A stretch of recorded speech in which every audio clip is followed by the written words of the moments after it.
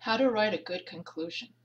If many writers struggle with introductions, the act of starting a paper, they frequently also struggle with conclusions, the act of wrapping it up. Both introductions and conclusions should receive special attention because they mark important moments of engagement with the reader. Just as the introduction is your opportunity to make a good first impression on the reader, and teachers marking large stacks of paper, the conclusion is an opportunity to leave your reader with a pleasant aftertaste. So how do you write a good conclusion? Now, some students simply give up and come to a sudden stop, and they feel like they can't write a good conclusion. Some students feel that they have said all they wanted to say, and any further writing would just be a waste of time. A safe but rather boring and mechanical solution to the conclusion problem is what some call the sports highlights approach. While a baseball game might have lasted 3 hours, for example, the highlights package on the evening news may just be a few seconds. So what they mean by highlights is you just summarize the highlights of your essay to write the most common kind of conclusion paragraph. So the most common kind of conclusion paragraph is one in which you restate your thesis statement as the first sentence, then you summarize the paper, and then you give a final recommendation to the reader. This kind of paragraph structure is the most common kind of, it's called a summary conclusion paragraph. And so when you write an introduction, you're doing a funnel where you start out with a hook, 5 background sentences, and your thesis. So you start out general and you end up specific. With a conclusion, it's the other way around. You start specific with the thesis statement and you end up general. And so a conclusion paragraph is basically a mirror image of your introduction. All right, so writing the conclusion is your last chance to connect with the reader, to have your final bit of conversation together. Readers will take a memorable conclusion with them, possibly carrying that bit of prose long after the essay was read. You don't get a second chance to make a first impression, and you only have one chance to make a lasting impression when you finish your essay. Carefully planning and constructing your conclusion reinforces your thesis. So it will be important that your conclusion has a sense of finality to it. The reader needs to know that you are finished and that you said what you have to say. You don't want to leave your reader hanging, wondering, is there a final page missing? Some teachers may suggest that you create a sense of finality by taking your reader back to where you started. So readers like a sense of completion, all right? They like the feel of having worked through an argument with the author and reaching a satisfying end. And so your conclusion paragraph has to give the reader a sense of closure.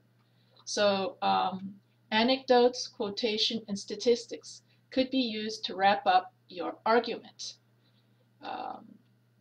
And so here's the purpose of a conclusion paragraph. You restate your topic, restate your thesis, address opposing viewpoints, a call for action. And so when you're writing the introduction, you're introducing the topic, while in the conclusion, you're giving the reader closure. Different kinds of other purposes of the conclusion is you can recall the introduction, you can quote someone else, tell readers what to do, or you can make it personal. What are different kinds of conclusion paragraphs? You've got the summary conclusion paragraph where you summarize the main points of the essay.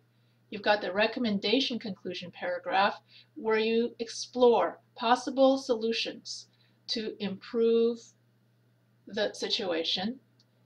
Prediction conclusion paragraph where you make predictions about the future.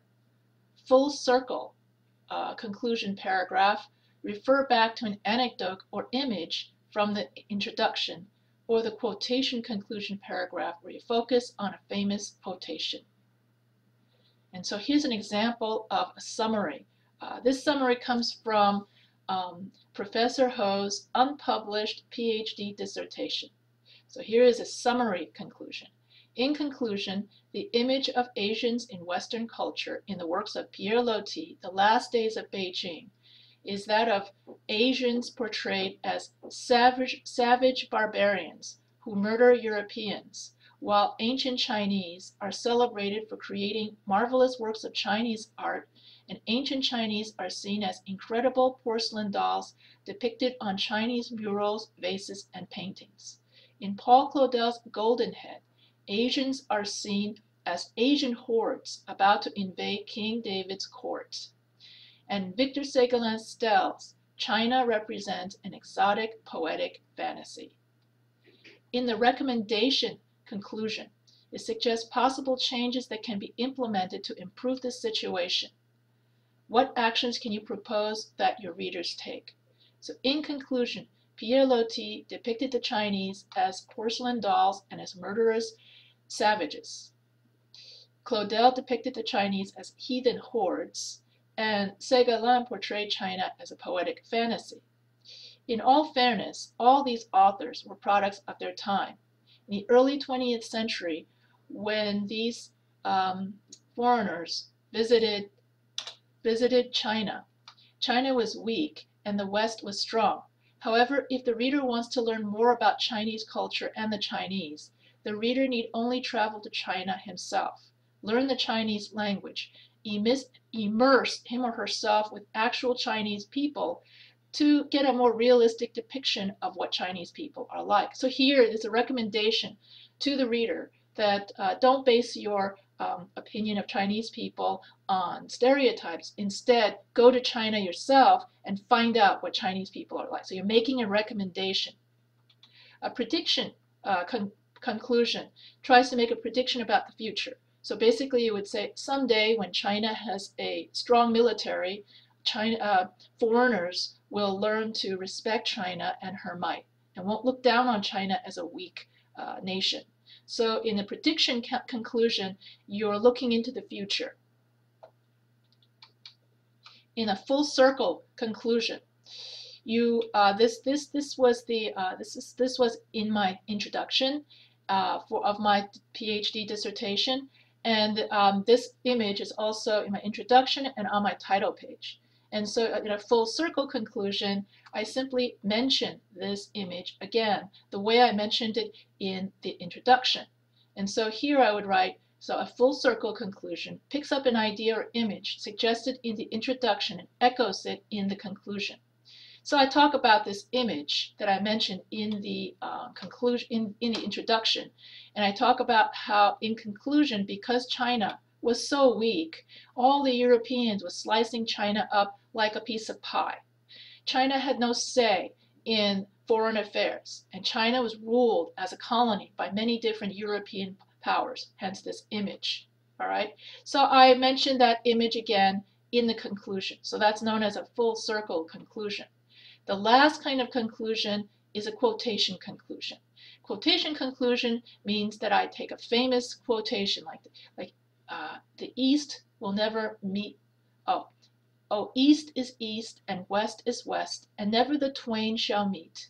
Okay, that's a famous quotation from Rudyard Kipling, meaning that the East is very mysterious and the West is very familiar. And the East and West are so different that they can never mix, intermingle, or understand each other. And so basically I use that quotation in order to resonate and comment that quotation on my paper about the differences between the West and China. And so that's a quotation conclusion, which is a strategy for getting and keeping the reader's attention by using a memorable quotation. All right, so there are several ways you can conclude your paper using summary, recommendation, prediction, full circle, and quotation. Now ends my video on conclusion paragraphs.